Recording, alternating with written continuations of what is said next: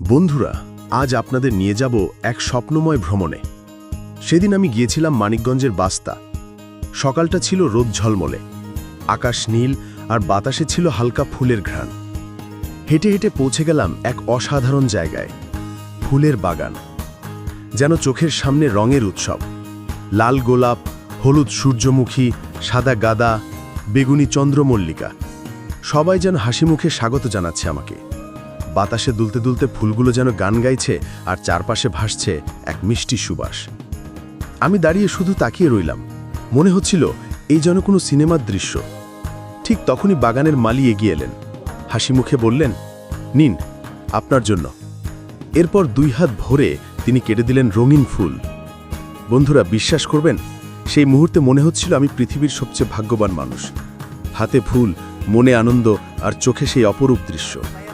সত্যি বলছি, প্রকৃতির এই উপহার জীবনে ভুলমান নয়। যদি কখনো মানিকগঞ্জের বাস্তা আসেন, এই ফুলের বাগান দেখতে ভুলবেন না। হয়তো আপনিও নিয়ে ফিরবেন এক মুঠো সৌন্দর্য আর এক ঝুড়ি ভালোবাসা। বন্ধুরা, আজকের মতো এখানেই শেষ করছি। আমি জিল্লুর রহমান। দেখা হবে পরের ভিডিওতে। ততদিন লাইক, শেয়ার আর সাপোর্ট করে পাশে থাকুন। আপনাদের ভালোবাসায় আমার শক্তি। আল্লাহ হাফেজ। ভালো থাকবেন সবাই।